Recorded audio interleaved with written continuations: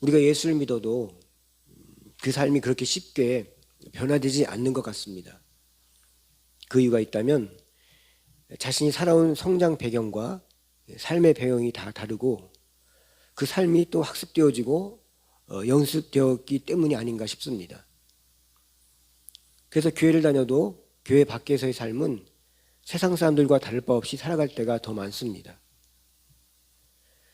그러기에 어찌 보면 이것이 예수 믿는 사람들이 말 못하는 신앙의 고민 중에 하나가 아닐까 싶습니다. 여전히 자기 성격이 나오고 자기 중심적일 때가 많고 세상에서 배워진 언어와 행동들이 자신도 모르게 툭툭 튀어나옵니다.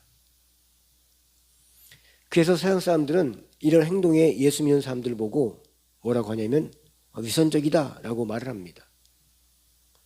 또한 같은 믿는 사람들끼리도 서로 관계가 안 좋을 때는 넌 외식적이다, 바리새적이다 라고 하면서 상대를 비난하고 공격을 합니다. 이런 우리 모습 앞에 예수님께서 이런 말씀하시죠. 마태복음 7장 3절부터 5절 말씀에 어찌하여 형제 눈에 있는 티를 보고 내 눈 속에 있는 들보를 깨닫지 못하느냐? 보라, 내 눈 속에 들보가 있는데 어찌하여 형제에게 말하기를 나로 내 눈 속에 있는 티를 빼게 하라 하겠느냐? 외식하는 자여, 먼저 내 눈 속에서 들보를 빼라. 그 후에야 밝히 보고 형제의 눈 속에서 티를 빼리라. 이런 말을 하셨습니다. 그렇다면 우리가 왜 믿음의 삶을 산다고 하면서 겉과 속이 다르게 살아가는 이유가 뭘까라는 것입니다. 이것을 우리가 쉽게 말씀대로 살지 않아서 그런 거야 라고 말을 하지만 그렇게 말하기에는 간단하지가 않다는 거죠. 그럼에도 그렇게 살아가는 이유를 찾아본다면 그것은 우리 스스로 또 우리의 의지로, 내 의지로 믿음의 삶을 살아간다는 것이 쉽지 않기 때문인 것입니다. 그렇다면 어떻게 해야 육적인 삶에서 말씀을 따라 사는 삶으로 살아갈 수 있는 것인가 라는 것입니다. 결론부터 말씀드리면 성령 하나님의 도우심이 필요하다는 것입니다. 그렇지 못하면 우리 스스로 말씀대로 산다고 하다가 속은 그렇지 않은데 겉으로만 믿음으로 사는 외식적인 삶이 될 수밖에 없고 남의 눈을 의식해서 의무적으로 형식적으로 말씀대로 사는 척 할 수도 있다는 것입니다. 더 실제적으로 말하면 우리가 말씀대로 산다고 한들 그것은 잠시뿐이고 또 은혜 받은 후에 그때뿐이라는 것입니다. 우리 힘으로는 믿음의 삶을 지속시킬 수 없습니다. 그렇지만 우리 마음에 성령 하나님께 붙들리게 되면 우리 삶이 그 은혜에 붙들려서 말씀 안에 살게 된다는 것입니다. 그럴 때 우리는 하나님의 말씀대로 살 수 있는 힘을 얻게 되고 말씀대로 살 수 있는 은혜를 덧입게 되는 것입니다. 그렇지만 안타깝게도 늘 성령 충만하기란 쉽지 않다는 거죠. 그럼에도 우리는 성령 충만하기를 힘써야 합니다. 그 길이 우리가 믿음 안에 살 수 있는 유일한 길이 될 수 있기 때문인 것입니다. 그러기에 평소에 우리는 기도를 하고 말씀 읽기, 말씀 묵상하는 것을 계속하는 것입니다. 그러기 위해서 우리가 믿음의 결심과 결단이 필요하고 계속해서 연습과 훈련이 있어야 됩니다. 믿음의 습관들을 가져야 된다는 것입니다. 이렇게 우리가 성령 충만할 때 우리의 믿음은 성장하게 되고 성숙한 삶으로 무르익어가게 되는 것입니다. 이렇게 사는 것을 성경은 성령의 열매를 맺는 삶이다라고 말합니다. 갈라디아서에 보면 성령의 열매 9가지 말하고 있습니다. 사랑, 희락, 화평, 오래 참음, 자비, 양성, 온유, 충성. 이 9가지를 말하고 있습니다. 우리가 이 성령의 열매 9가지를 하나하나 신경 써서 살아갈 수가 없습니다. 어떤 거 하나에 중점둬서 집중할 수 있고 힘써야 할까 말까 하는데 이 9가지 어떻게 할 수 있는가라는 것입니다. 그러기 위해서 우리가 우리 마음속에 있어야 할 것이 있는데 그것은 바로 배려하는 마음을 가지고 살아가야 한다는 것입니다. 이 배려하는 마음을 가지고 살아가면 이 성령의 9가지 열매를 어렵지 않게 자연스럽게 살아낼 수가 있습니다. 성령 충만하면 배려의 마음을 가지게 됩니다. 이 배려는 인간관계 속에서 매우 중요합니다. 오늘 본문은 로마 교회 안에 유대인 성도들과 이방인 성도들 간의 갈등을 다루고 있습니다. 이 두 부류가 갈등하게 된 이유는 그들의 신앙적 배경이 달랐기 때문입니다. 이방인 성도들은 예수 믿음에도 이방 종교의 종교적 습관들이 아직 남아 있었습니다.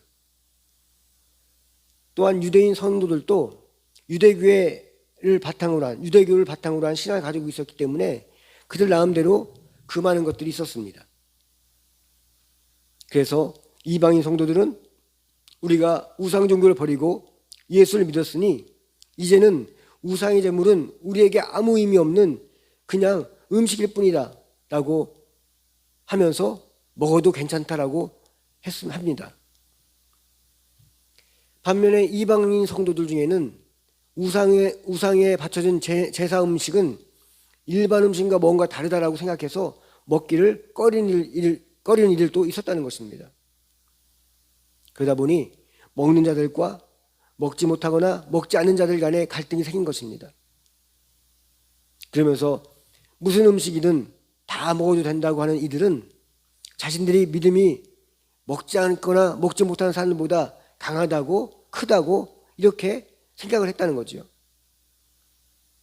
그래서 바울은 말하기를 믿음이 강하다고 생각하는 이들에게는 믿음이 약하다고 생각하는 그들을 업신여기거나 무시하지 말라고 하면서 반대로 믿음이 약하다고 생각하는 그들에게는 믿음이 강하다고 생각하는 이들의 자유로운 행동들과 그 모습들을 판단하고 비판하지 말라고 말하고 있습니다. 바울이 이렇게 말하고 있는 본뜻은 개인의 신앙적 자유보다도 교회 안에서의 화합과 성도 간의 사랑을 더 중요하게 여겨야 한다는 것을 말하고자 했던 것입니다. 믿음이 강하고 옳다고 믿음이 약한 자를 위해서 해야 할 것이 있다면 그들이 좀 기다려주고 참고 이해하고 배려하라는 것입니다. 이처럼 믿음을 가진 이들에게 있어서 배려는 하나님의 말씀을 이뤄가는데 바탕이 되는 것입니다. 이 배려는 교회 안에서 뿐만 아니라 우리가 살아가는 삶에서도 관계 형성에 중요합니다. 그렇다면 상대에게 어떻게 하는 것이 배려인가? 라는 겁니다. 쉽지 않은 질문입니다. 배려라는 것은 뭐라고 딱 잘라서 찝어서 말할 수가 없습니다. 그렇지만 배려는 상대방을 향한 어떤 행동이기보다는 먼저 상대방을 대하는 자기 자신에게 초점을 맞춰야 합니다. 그러려면 우리는 상대방에 대해서 고민하고 많은 생각을 해야 합니다. 그리고 깊이 생각하는 사람이 먼저 되어야 한다는 것입니다. 사람의 행복은 관계에 있습니다. 관계가 좋아지고 친해지면 그 사람은 행복을 느낍니다. 그러기 위해서는 무엇보다도 좋은 관계를 맺기 위해서 상대방을 대할 때 깊은 생각이 필요합니다. 생각이 깊다는 것은 남을 배려하는 데 큰 도움을 줍니다. 그래서 깊이 생각하는 사람들은 더 좋은 관계를 맺는데 탁월할 수가 있습니다. 배려를 이렇게 말하기도 합니다. 상대방 입장에서 상대방의 신을 대신 신어보는 것이다. 배려하는 마음을 가지고 상대방 입장을 생각하다 보면 민감성이 생기게 됩니다. 민감성은 상대방의 이면을 보는 눈입니다. 다른 사람들이 놓치기 쉬운 것들을 본다는 거죠. 이 민감성이 발달하면 상대방의 마음을 읽을 수 있고 상대방의 필요를 읽을 수 있고 상대방의 언어를 읽어낼 수 있습니다. 그때 우리는 비로소 그 사람의 마음을 얻게 됩니다. 또한 배려하는 마음을 갖게 되면 관찰력도 남달라집니다. 그리고 공감력도 월등해집니다. 상대방의 마음을 읽고 그 마음과 공감하는 것은 사랑의 필수 요소입니다. 이러한 기하에 보면 생각이 깊은 사람이 하나 소개됩니다. 그 사람은 엘리사를 도왔던 수넴 여인입니다. 엘리사는 자신을 섬겼던 그 수넴 여인을 세심한 배려가 있는 여인이라고 말을 합니다. 열왕기하 4장 11절부터 13절 말씀 보면 이렇게 기록되어 있습니다. 자기 사원 게하시에게 이르되 내 이 수넴 여인을 불러오라 하니 곧 여인을 불러오매 여인이 그 앞에 선지라. 엘리사가 자기 사원에게 이르되 너는 그에게 이르라 네가 이것이 우리를 위하여 세심한 배려를 하는도다. 내가 널 위하여 무엇을 하랴? 왕에게나 사령관에게 무슨 구할 것이 있느냐 하니 여인이 이르되 나는 내 백성 중에 죽어하나이다 하니라. 남을 배려하는 사람은 남이 자신을 위해 배려하는 것을 압니다. 깊이 있는 사람이 되는 것은 상대방의 관심을 갖는 사람입니다. 그러기에 상대방의 필요를 읽는 것입니다. 그러려면 상대방의 말을 잘 들을 줄 알아야 합니다. 경청은 단순히 다른 사람의 말을 잘 듣는 것만을 말하지 않습니다. 잘 듣는 진정한 경청은 상대방이 직접적으로 자신의 필요를 말하지 않지만 서로 대화를 통해서 그 필요를 감지해내는 것입니다. 상대방의 내면이 깊숙이 감추인 필요를 찾아내고 그 필요를 채워주는 것이 배려입니다. 그럴 때 나의 배려가 상대방에게도 배려를 낳게 합니다. 이럴 때 서로 간의 관계는 더욱더 깊어가게 되는 것입니다. 한자성에 일신우일신이라는 말이 나옵니다. 날마다 새로워지고 또 새로워진다는 뜻입니다. 이 말에 말을 덧붙여서 이렇게 말하고 싶습니다. 예수 안에서, 성령 안에서, 말씀 안에서 날마다 새로워지고 또 새로워지자 라고 이렇게 말을 만들어 보고 싶습니다. 예수 믿는 우리는 날마다 같은 날들을 반복해서 사는 자들이 아닙니다. 날마다 새롭게 성장하고 성숙되기 위해서 어제와 다른 나를 위해서 어제와 다른 새로운 삶을 위해서 자기 자신을 돌아보고 자신 자신을 고쳐가며 자기 삶을 돌아보는 자인 것입니다. 예수 안에서 성령의 도우심으로 날마다 믿음으로 전진하고 또 전진해나가는 우리 모두가 되어야 될 것입니다. 오늘 하나님께 예배한 우리 모두가 이런 복된 사람이 되기를 주님의 이름으로 축복합니다.